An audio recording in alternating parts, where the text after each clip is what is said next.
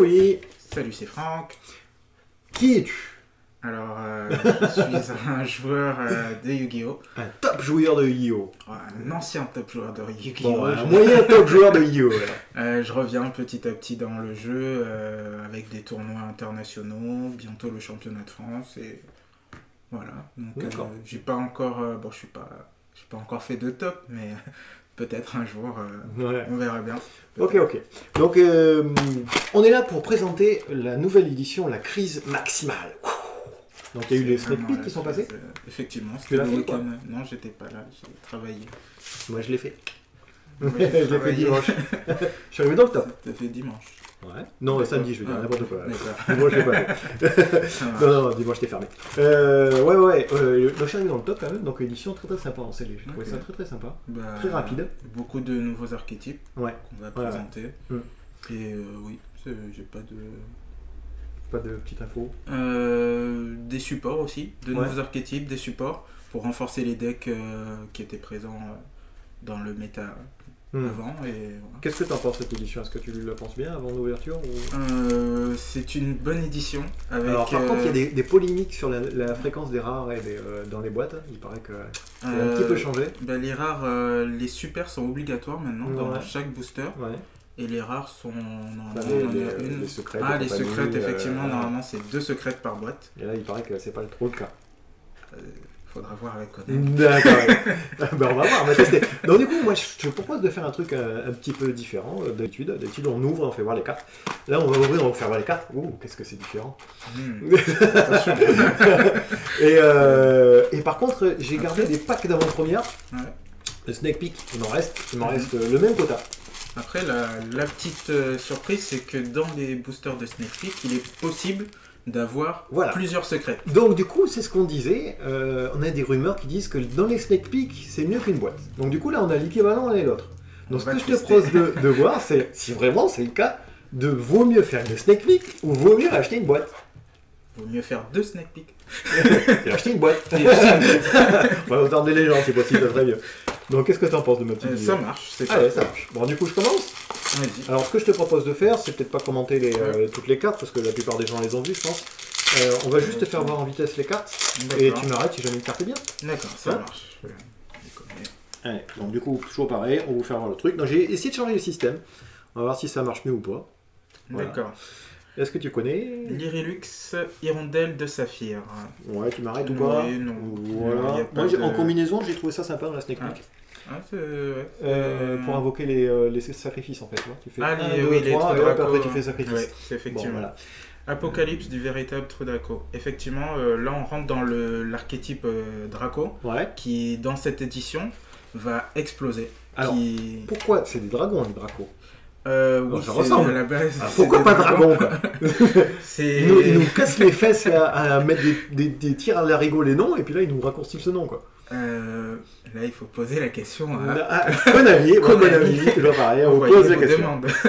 Donc ça, c'est le nouveau archétype, c'est ça, tu disais? Oui, donc ça va être un support pour le nouvel archétype. Alors, que veut dire support pour toi, en fait? Ça veut dire que... C'est une carte qui va venir aider cet archétype. D'accord, ok. Qui va venir le renforcer. C'est-à-dire que si jamais on veut jouer Draco, on est quasi obligé de le mettre. Tout à fait. D'accord. C'est le jeu. Et c'est quoi un peu le système archétype Draco? C'est des trucs avec sacrifice, c'est ça? Donc c'est ça, effectivement. Les Dracos vont donc...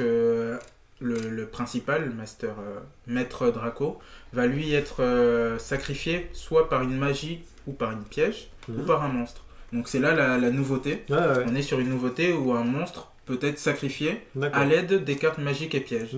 Et après son effet, si on le trouve... D'où le terrain qui dit... qui sera détruit. C'est vraiment très très fort.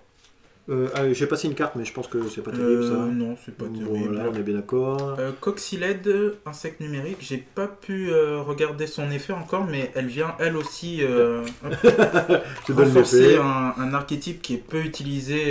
Et si elle d'insectes, ils ont fait un truc insecte alors. Mais ils ont fait des insectes, plusieurs insectes qui sont sortis dans des éditions précédentes. Hop là. Donc, son effet, apparemment, lorsque cette carte détruit un monstre au combat, piochez une carte. Malheureusement, elle n'a que 500 d'attaque. Bon ben voilà, on a compris. C'est assez compliqué. C'est assez compliqué. Ça, je trouvais ça marrant, la Snake Peek. Ça casse, Chevalier ça Fantôme, casse les trucs, c'est ça, non? hop, Lorsque votre adversaire déclare une attaque, annulez l'attaque. Donc déjà, ça fait pas bien invoquer un truc. c'est pas mal. Voilà. C'est Bon, pas après, mal. je pense Après, pas qu'en construit, ça- ça sera jouable. Ça sera pas. Donc ça, super toujours jouable. pareil. C'est toujours les... Là, on passe au rare. Au rare. Avion élastique vitesse roïde. Les vitesses roïdes, comme beaucoup le savent, se limitent généralement à Terror Top, vitesse roïde, Mhm. et Taketomborg. Aujourd'hui, avion élastique vitesse roïde est en support, mais niveau 5, donc ça sera difficile de Le l'inclure mettre. dans... Un Snake Peak, est-ce que j'ai joué celui-là? Il me semble pas. Hein. Après, en 1800 d'attaque, ça demande un sacrifice. Non, tu peux l'invoquer spécialement si tu fais déjà un truc. Attends. Si un monstre est invoqué spécialement sur votre terrain, sauf durant la dommage step, vous pouvez invoquer spécialement cette carte depuis votre main. Et aussi, vous ne pouvez pas invoquer spécialement de monstre vent, voilà, le reste du tour. Vous ne pouvez utiliser cet effet avion élastique une fois par tour. Donc ouais, je jouais celui-là. Effectivement, il peut être utile lorsque l'adversaire invoque spé. Ouais.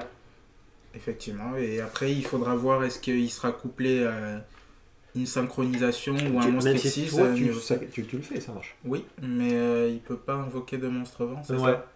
Ou tu ne peux invoquer que des monstres vents. Alors attends, vous pouvez invoquer spécialement cette carte depuis votre main et aussi vous ne pouvez pas invoquer spécialement de monstre vent exclu le reste du tour. Ah, donc effectivement, il faut le jouer dans un deck vent. Ouais. Sinon, on peut pas faire Ouais, d'autres on peut pas, invoques ouais, spéciales. ouais. Voilà. Non, c'est Mais pas mal. il peut être intéressant lorsque l'adversaire invoque spé. Et on est dans un Yu-Gi-Oh!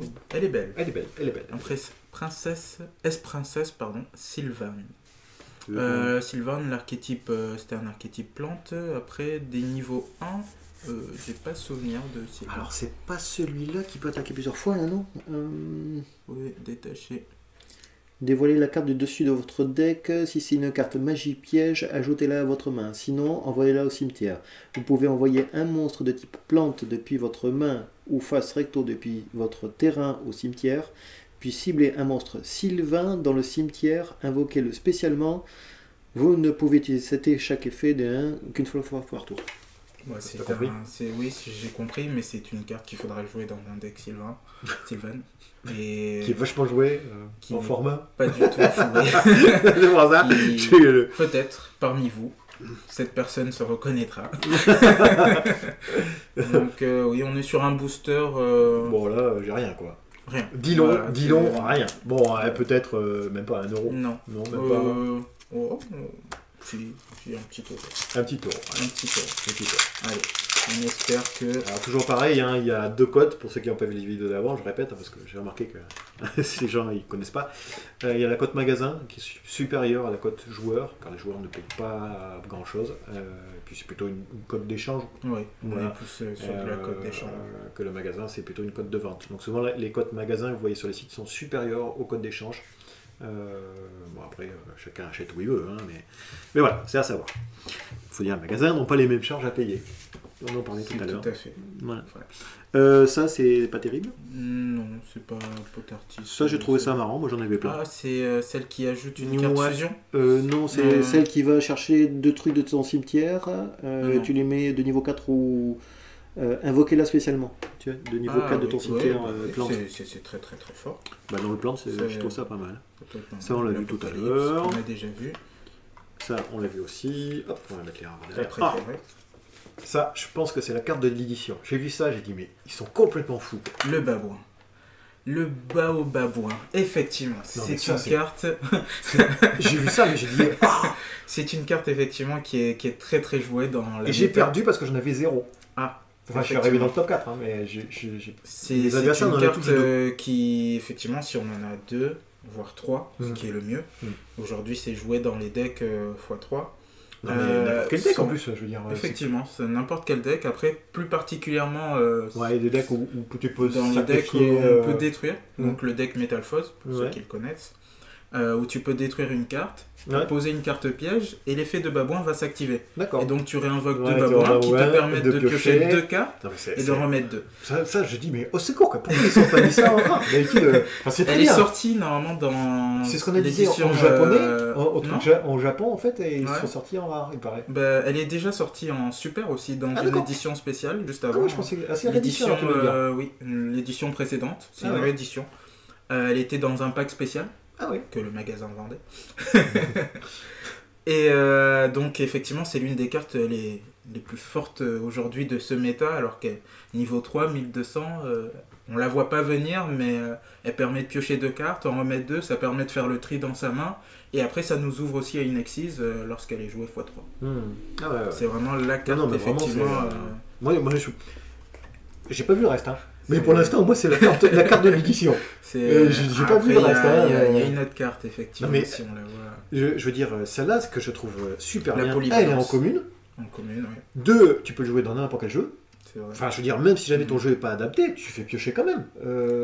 À la rigueur, Ça... tu te poutres sur un truc et tu fais des invoques. C'est pas mal. Après, enfin, tu vois ce que je veux dire. Oui, je vois. Ça marche pas en défense. C'est le problème. C'est le seul truc. Mais pour moi, c'est vraiment l'une des cartes qui peut être présente. Non. Après, même si c'est une commune, je la vois bien entre 4 et 5 euros quand même. Ouais, non, mais moi aussi, je... ben, ça, c'était spécial. Je l'ai joué, et en fait, je l'ai enlevé. C'est bien si jamais t'en as plusieurs, en fait. 7, si vous contrôlez un monstre face recto, monstre vitesse rude exclu, détruisez cette carte. Je te le dis juste à la fin. Oui, c'est vrai que là, sinon, on est dans une fois par tour durant l'instant bonne phase, enfin bon, je le dis même pas. Dans une sneak peek, c'est un peu compliqué d'avoir un deck vitesse rude complet. Ouais. Sinon, ouais, c'était. D'après mon souvenir, hein, je dis peut-être une connerie, c'est quand tu attaques, les dégâts qu'elle se prend, tu lui fais à l'adversaire. Ah bah oui, elle avait tourné. Providence des Zefra. Donc le deck Zefra qui lui se joue avec le deck Yangzing généralement. Bien sûr. Voilà, c'est pour ceux qui connaissent. Il n'y a pas d'impact vraiment ce format sur ce. Il n'y a pas vraiment, comme je disais tout à l'heure, un support. Ouais. C'est un pseudo support, mais ça n'apportera pas plus au deck aujourd'hui. D'accord. Ouais, c'est pas une grosse rare. Hein, et là, on tombe sur l'archétype Draco Phoenix. Alors ça, oui. Donc là, effectivement, on est sur un monstre très très très fort. Ouais. Très fort dans un deck spécialisé de type vent de préférence. Je vois bien que...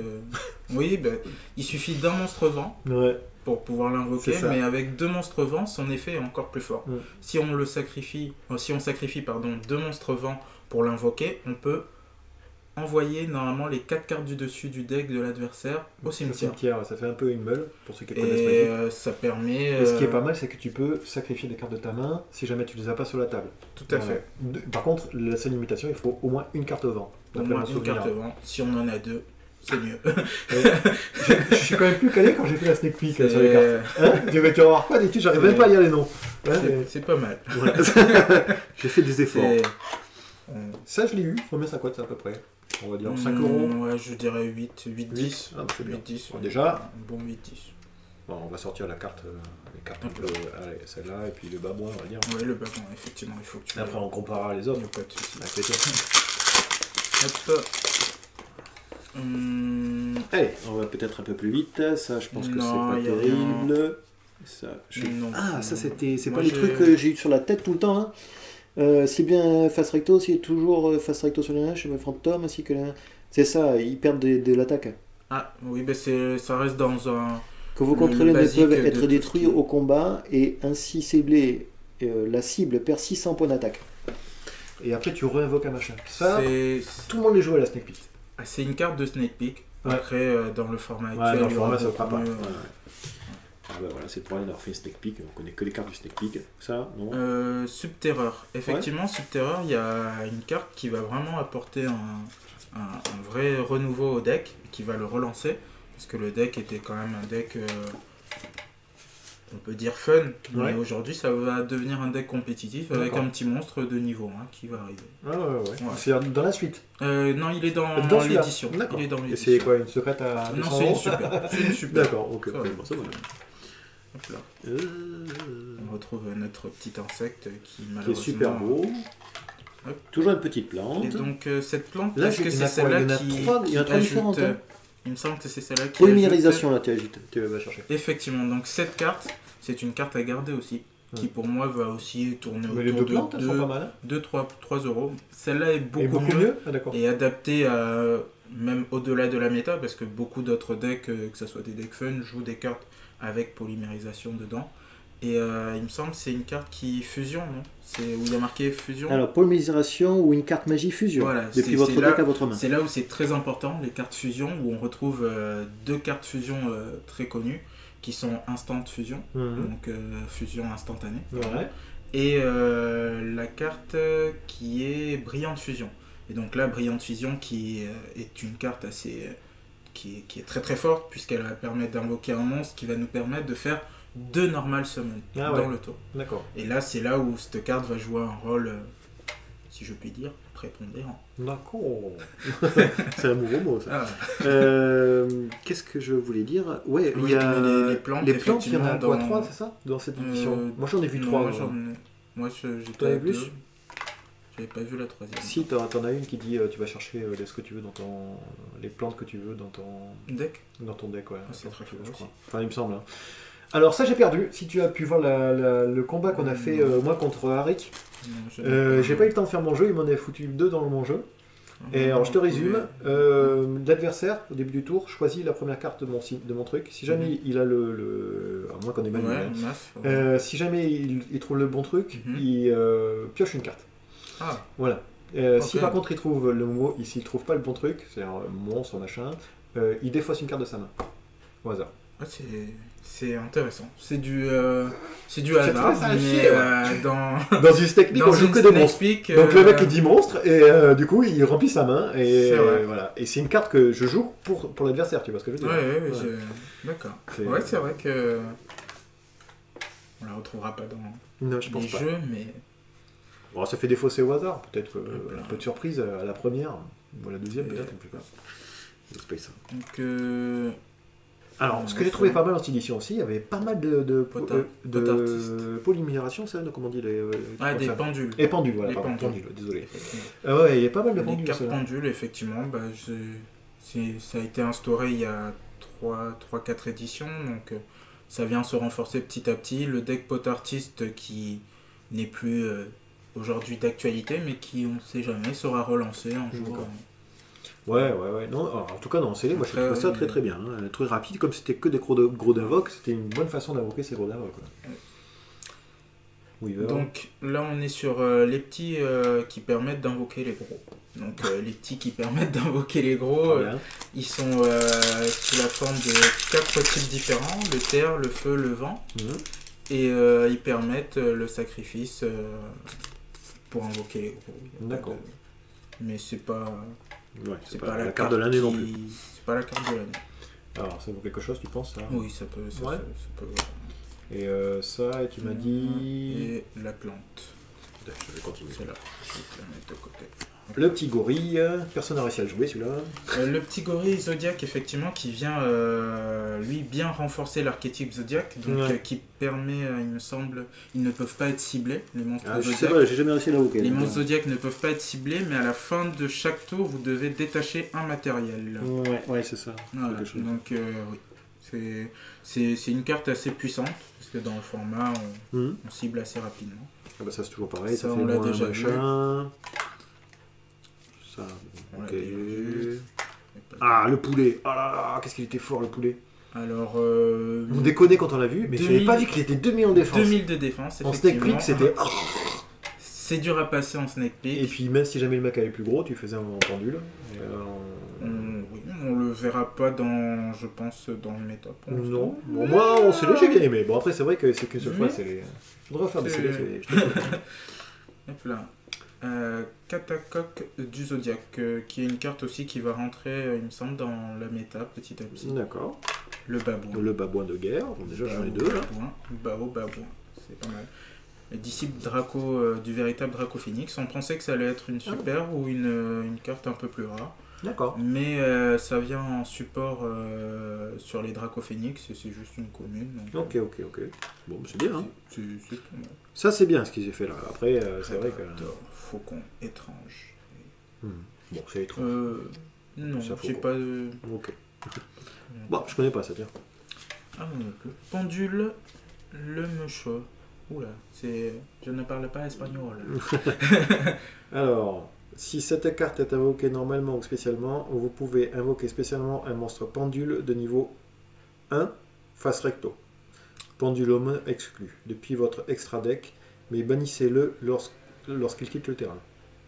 Et c'est un truc à 0. Oui, c'est compliqué à jouer.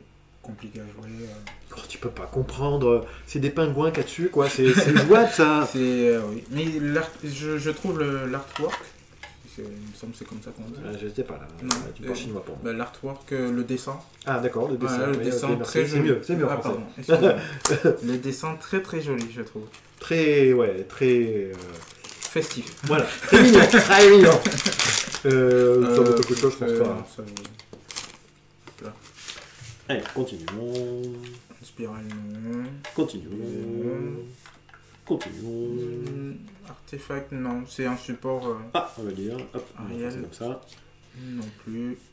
Ariel était joué pourtant. Moi, j'ai joué. Les Nécroses ça, j'aimais bien sont aussi. Un peu éteints. La petite plante. Tu m'as dit que c'était pas mal. Il faut la garder, effectivement. Ah, ça aussi, j'ai trouvé ça marrant. Bon, Snake Pick, je parle. Sinon, je pense pas que ça. Annuler l'effet de la permanent, carte magie ou effet de carte magie de votre adversaire qui est résolu chaque tour. Et après, par contre, dès que ça se fait, tu le détruis. C'est pas mal. Donc, du coup, tu le fais face visible et il peut rien faire jusqu'à ce que tu. Ça force l'activation, effectivement. C'est une carte qui peut. Du coup. Être intéressante en Snake Pick, on ne sait jamais parce qu'il joue pas beaucoup de cartes magie. Alors, en construit, je sais pas. En construit, je connais pas. En construit, ça va être difficile.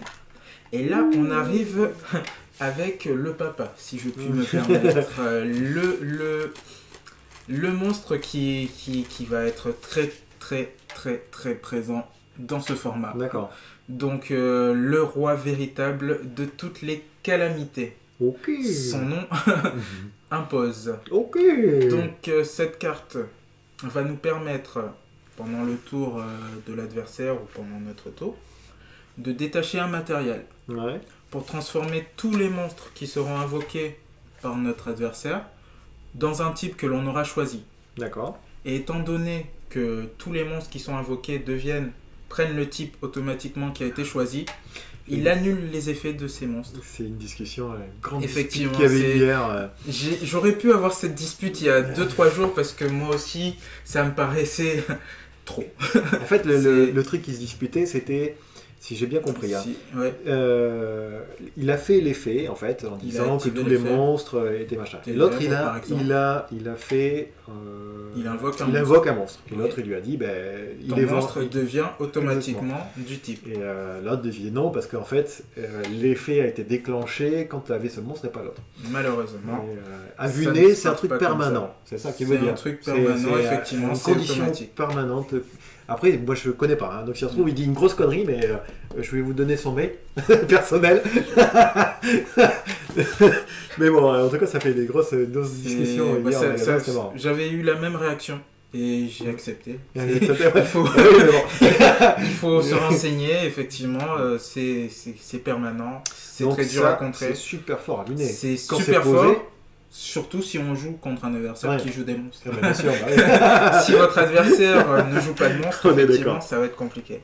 Mais ça reste une carte très très très forte. Donc ça, Oui, ça reste, oui. Elle vaut pas énormément, mais elle sera très demandée. Donc voilà, moi j'ai ouvert mon premier petit pack. Donc du coup, je vais vous faire voir un peu ce qu'on a eu, ce qu'on a sorti, on va dire. Ce qui peut peut-être valoir quelque chose. 23 minutes, je suis même pas sûr. On peut essayer notre pack. Donc j'ai eu ça,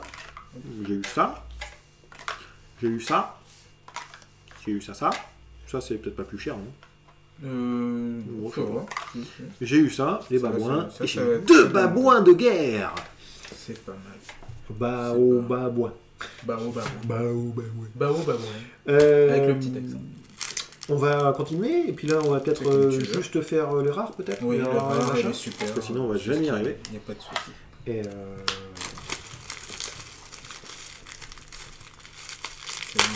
donc là, j'en suis à mon deuxième pack. Pour l'instant, c'est l'équivalent d'une boîte. Quand je vois une boîte, ça peut pas. Il manque une petite secrète. On va voir. On a dit juste les machins. Je te laisse regarder s'il y a quelque chose. Attention. Donc déjà, il y a deux raretés dedans, à chaque fois. Oui, effectivement. Donc soit une rare et une super, soit une rare, une super qui est obligatoire. Ouais. Mais effectivement, il n'y a pas de rare alors. C'est une ultra après ou une secrète. Bon, moi, je m'y perds avec tous ces trucs. Je comprends toujours pas pourquoi ils n'ont pas mis les raretés en bas, quoi. Même les raretés en bas. Ouais, sur le texte avec le numéro, tu vois, sur n'importe quel jeu de cartes, tu prends même les jeux de Vanguard qui sont aussi japonais, il y a écrit les raretés. R, triple R, double R. Là, ben non, c'est que les initiés qui comprennent. Là, on est face à la petite carte qui vient à elle toute seule relever tout un deck. Ah oui. Donc, effectivement, c'est une carte qui se joue depuis la main. Et donc, il me semble, son effet, si je vais préférer la lire avant de dire des bêtises. Bah, dire que très bien, je vous montre le prochain booster.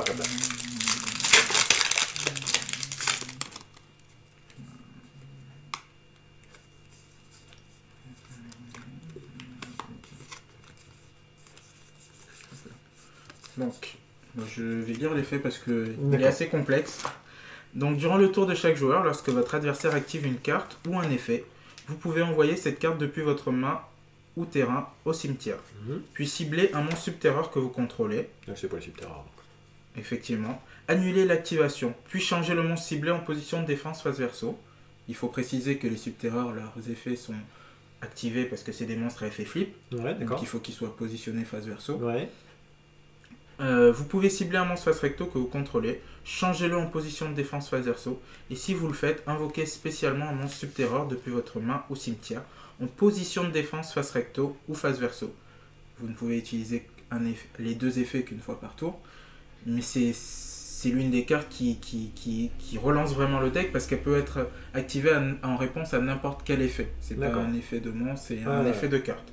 Et ça va relever le deck subterreur qui pour moi va pas peut-être exploser le méta, mais il va revenir dans la course. Donc c'est une carte à garder aussi. Une petite dernière, après on arrive à 30 minutes, donc du coup on peut vite couper. La Cité Spectre, j'ai pas de... Voilà, pas d'infos. Non, j'ai pas de... Animal très belle. Effectivement. 1850. 1850, comme tous les animaux féeriques. Ah oui, il y en a des précédentes, donc... Ah oui, pour dire, il dit souvent méta. Alors qu'est-ce que c'est méta? Méta, ça veut dire, en fait, ce sont les decks du format, tu m'arrêtes si j'ai une connerie, qui sont les plus joués, en fait. Du coup, ça forme une genre de pointe de deck dans les tournois, c'est-à-dire, sur 100 joueurs, il y a 30% qui vont avoir ce deck, 30% qui vont avoir ce deck, 40%, je me casse, 5, 6, 7, 8, 10, voilà, enfin bon. Et du coup, à force, ça donne toujours les mêmes nombres de decks et toujours les mêmes thématiques de deck. Après, et ça devient donc la méta qu'on appelle. Effectivement, la méta, après on est dans une méta qui est très diversifiée. La méta se répartit en différents groupes. Ce qui veut dire, c'est qu'il y a beaucoup de jeux qui s'affrontent. D'habitude, des fois, il y a à cause des cartes et des limitations, il n'y a que deux types de jeux différents. Et comme les joueurs de cartes, en termes généraux, j'en fais partie, mais ont oublié de construire un peu leur jeu, souvent ils sont plus tentés à regarder déjà ce qui marche, plutôt qu'essayer vraiment de faire des jeux, ce qui est très compliqué, tu vas me dire. Donc du coup, c'est pour ça qu'il y a toujours ce nombre limité de jeux. Après, tout ce qui est format traditionnel... Il n'y aurait pas Internet, il y aurait plus de jeux différents. Mais on y revient une autre... C'est une autre discussion. Moi j'ai connu, sans Internet. C'est une autre discussion. Après, moi, je suis fan aussi du format traditionnel, où je suis actuellement en train d'essayer de reconstruire un deck. Mais c'est ça qui est bien dans Yu-Gi-Oh! 2012. Clairement. Enfin, je parle du méta, je continue sur mon truc. Voir des joueurs qui connaissent les méta et savoir quoi jouer en face de la méta actuelle, c'est très très intéressant. Parce que si jamais vous ratez un coup, vous savez que vous avez perdu, quoi. Donc c'est là où ça devient... se joue un tour. C'est ça devient très stratégique, quoi. Enfin voilà, donc... Mais il me semble que cet animal féerique va être joué. D'accord. Et elle peut être intéressante à garder. Alors bon, qu'est-ce que tu en penses de mon ouverture de pack? Pas terrible. C'est moyen. On va il me reste encore 3 boosters pour la suite de mon pack. Ça, tu m'as dit peut-être? Oui, ça oui. Hop. Et ça, non. Attends, on va faire comme ça. Voilà. Enfin voilà. Donc du coup, oui, on est sur 2 boosters. Après, c'est que 2 boosters, hein, donc on en a encore 3. Ouais, on a quand même 5, 6, 7. On a ouvert 7 boosters. 7 boosters, c'est moyen. Les autres vidéos, je pense qu'on fera ça, les rares et les Enco. Du coup, je pense qu'on pourra faire tout mon pack. D'accord. Et après la troisième vidéo, on fera ton pack, je pense. Ça marche. Et on verra qui gagne. Pour l'instant, c'est pas moi. C'est moi. Mais non, j'ai 2 babouins, moi. Oui, mais... j'ai 2 babouins. J'ai 2 secrètes assurées. Je vais te faire voir des vidéos parce que j'ai 0 secrète. Hein. Ah, mais 0 secrète, il faut se plaindre, c'est pas normal. Ah, bah c'est écrit derrière. C'est écrit possibilité de ne pas avoir de secrète. Enfin, c'est pas automatique. Ah, je n'étais pas informé. Et ben voilà, il sait maintenant. Maintenant, je le sais.